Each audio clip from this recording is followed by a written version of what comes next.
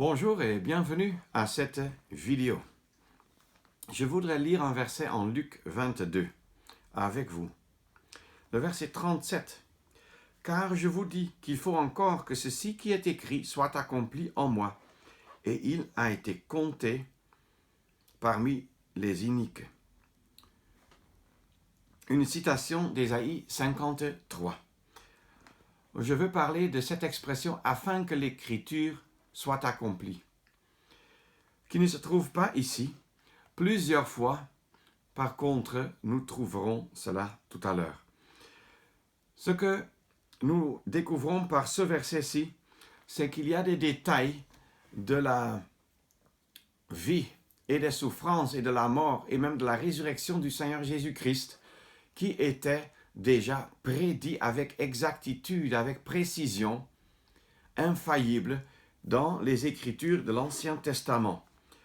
Et il y a des dizaines, pour ne pas dire centaines, de prophéties de l'Ancien Testament, soit des prophéties littérales ou même des images et illustrations et types de l'Ancien Testament qui ont été accomplies dans la première ou durant la première venue de Jésus-Christ sur la terre. C'est cette venue en humiliation. Et c'est très rassurant, pour la simple raison que la parole de Dieu nous parle aussi d'une deuxième venue, où le Seigneur Jésus reviendra sur la terre, cette fois-là pas en humiliation, mais en gloire, en majesté, en force et en puissance. Et comme les prophéties concernant sa première venue ont été accomplies avec précision, ainsi en sera-t-il aussi pour sa deuxième venue sur cette terre, quand ses pieds se tiendront sur le mont des Olives. Alors, nous trouvons ici un seul verset d'Ésaïe 53 déjà accompli. Et nous trouverons de pareilles expressions aussi ailleurs. Parce qu'il faut que telle et telle chose soit accomplie. Il faut que les Écritures se réalisent, si je peux dire ainsi. Mais il y a quelques 5 ou 6 fois où explicitement l'expression « afin que les Écritures soient accomplies » figure. Et je voudrais lire avec vous d'abord en Matthieu 26.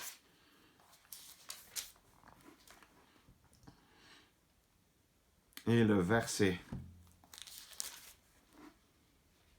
55. « En cette heure-là, Jésus dit aux foules, « Êtes-vous sortis comme après un brigand, avec des épées et des bâtons pour me prendre ? J'étais tous les jours assis parmi vous, enseignant dans le temple, et vous ne vous êtes pas saisis de moi. Mais tout ceci est arrivé afin que les écritures des prophètes soient accomplies. » Ici, contrairement à Luc 22, nous ne trouvons pas une citation explicite, directe. On ne peut pas dire que c'est une citation du psaume tel ou d'Ésaïe 53, etc. Qu'est-ce qui a donc été prédit par les écritures des prophètes? C'est, si je peux le dire ainsi, le simple mais triste fait que le Messie allait venir et n'allait rien avoir, allait être rejeté, haï, maltraité, méprisé. C'est à cela que le Seigneur Jésus fait allusion quand il dit « Êtes-vous sortis avec des épées et des bâtons pour me prendre ?» Le fait qu'il allait être saisi par les Juifs et les nations était prédit. Mais le fait qu'il allait être traité avec hypocrisie mensongère était aussi prédit. Pourquoi? Parce qu'il était tous les jours assis dans le temple, publiquement enseignant les gens, avec les foules même. Personne n'a agi. Pourquoi est-ce qu'ils agissaient de la sorte de le prendre dans un jardin, dans l'obscurité? C'était parce qu'ils avaient peur de perdre l'autorité sur le peuple qui était sous leur pouvoir. Et ils voulaient coûte que coûte éviter cela. Mais ils ont agi afin que les écritures des prophètes soient accomplies. Nous trouvons le verset parallèle en Marc 14, verset 48-49, que je ne veux pas lire maintenant. Et les autres références, on les trouve dans l'Évangile selon Jean, chapitre 17 d'abord, où nous lisons Jean 17, verset 12. « Quand j'étais avec eux, moi je les gardais en ton nom, c'est-à-dire je gardais les disciples.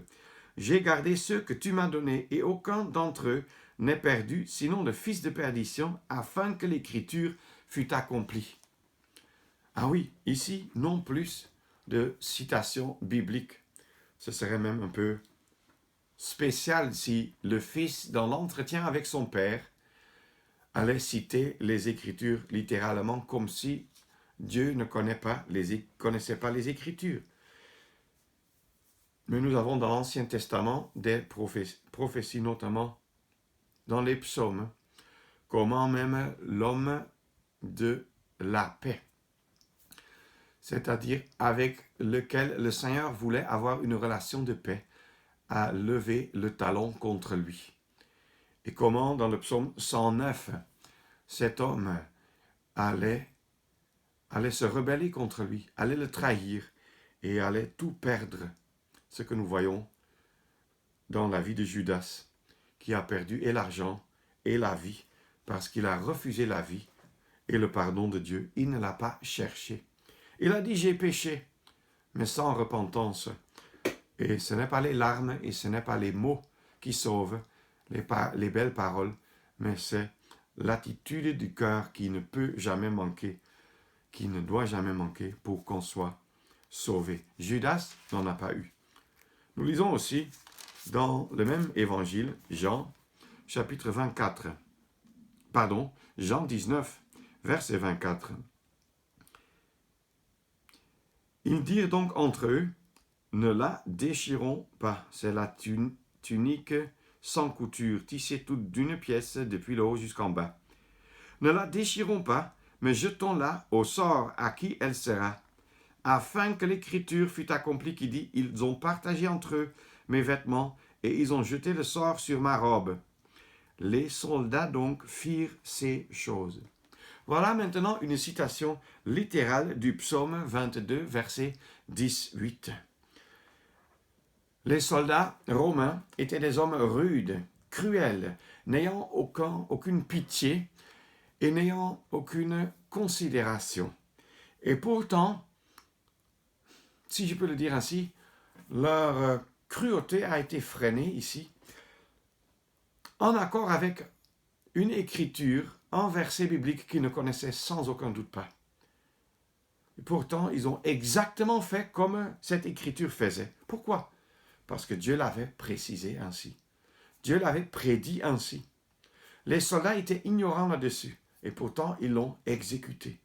Nous allons revenir là-dessus, parce que ça a des leçons très belles et encourageantes pour nous. Le même chapitre, le verset 28, après cela, Jésus, sachant que toute chose était déjà accomplie, dit, afin que l'écriture fût accomplie, j'ai soif. Tu vas lire l'Ancien Testament, tu ne trouves pas que le Messie dit littéralement « j'ai soif ». Et pourtant, on le trouve, mais de façon plus indirecte. Par exemple, dans le psaume 69, je crois le verset 21, qui dit que dans ma soif, ils m'ont donné du vinaigre. Ou bien le psaume 42, où il dit « mon âme a soif après Dieu ». Donc, nous lisons clairement et plusieurs fois dans l'Ancien Testament que le Messie, le Christ de Dieu, allait avoir soif. La soif même était caractéristique pour toute sa vie. Il avait soif de Dieu, soif de la communion avec Dieu, soif de lui plaire à tous égards en tout ce qu'il faisait, et même soif du salut des hommes pécheurs comme vous et moi on l'était. J'espère qu'on peut parler dans le passé, sachant maintenant qu'on est devenu enfant de Dieu par pure grâce. L'écriture fut accomplie qui dit « j'ai soif ». Combien la soif a caractérisé la vie du Seigneur Jésus. Et nous avons dans d'autres vidéos déjà pensé à la soif qui a caractérisé le Seigneur Jésus dans ses souffrances intenses à la croix, même la soif physique. Et il y a eu juste un traitement cruel avec une boisson acide qui a justement encore doublé la soif, pour ainsi dire. Le même chapitre, Jean 19, verset 36, « Car ces choses sont arrivés afin que l'écriture fût accomplie. Pas un de ces os ne sera cassé. Oui, ça encore, c'est une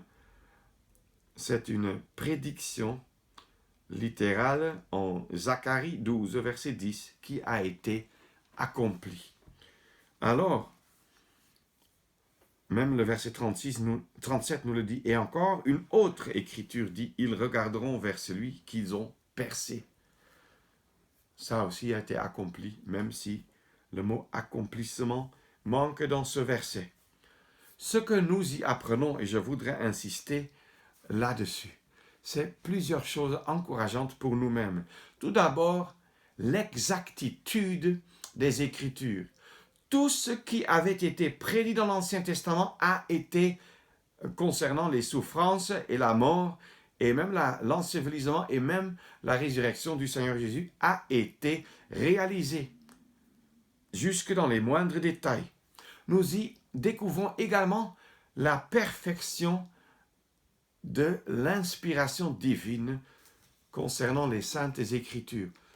Tout ce qui avait été prédit avec exactitude s'accomplit. Et comme j'ai déjà dit dans les débuts, si c'est le cas avec les prédictions de l'Ancien Testament pour la venue du Seigneur, la première venue du Seigneur Jésus en humilité, nous pouvons être absolument sûrs que ça va se réaliser aussi en relation avec sa deuxième venue. Il inclut même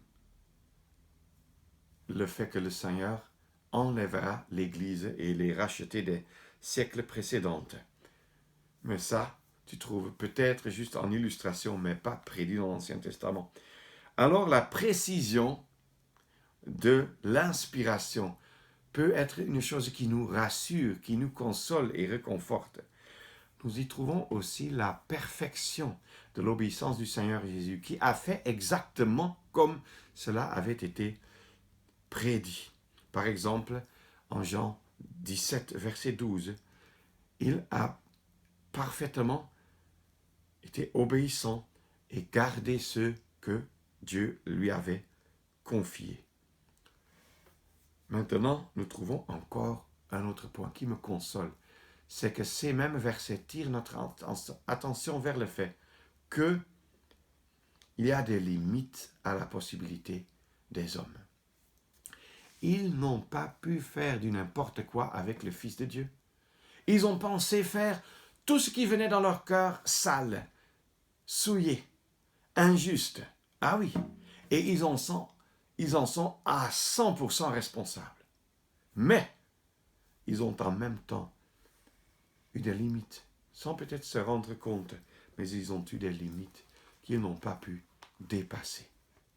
C'est une chose qui pourra consoler nos cœurs, de savoir que, comme à l'époque, les soldats romains ne pouvaient pas aller au-delà, ils ne pouvaient même pas faire, même pas avec la tunique, n'importe quoi. Mais ils ont exactement fait selon les Écritures, sans le savoir. Ça veut dire que Dieu veille à l'exécution minutieuse de ce qu'il a prédit. Ne veillera-t-il pas aussi sur nous?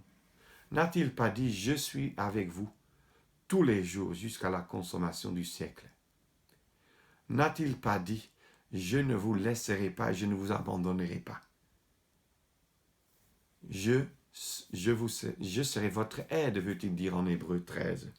Alors, ne pouvons-nous pas savoir que malgré l'opposition, la haine, peut-être de la part de collègues, d'autres élèves, de parentés, de musulmans, d'athéistes, d'hindouistes et je ne sais pas de qui, nous pouvons toujours nous rassurer que Dieu est au contrôle. Et il ne permettra pas que quelque chose arrive à nous qui va à l'encontre de sa volonté et de sa parole. Puissions-nous vraiment comprendre que ce qu'il a prédit se réalisera. Je n'en ai pas parlé, mais en relation avec Jean 19, le verset lu, 36, ça c'est un accomplissement de ce qui a déjà été prédit en Exode 12 en relation avec l'agneau et dans le psaume 34 également. Et donc, ça se réalise exactement. Soyons donc rassurés de l'exactitude des Écritures, de la précision de l'inspiration. Soyons impressionnés par l'obéissance parfaite du Seigneur Jésus, qui a jusque dans les moindres détails fait selon ce qu'il savait, ce qui allait plaire à son Dieu et Père.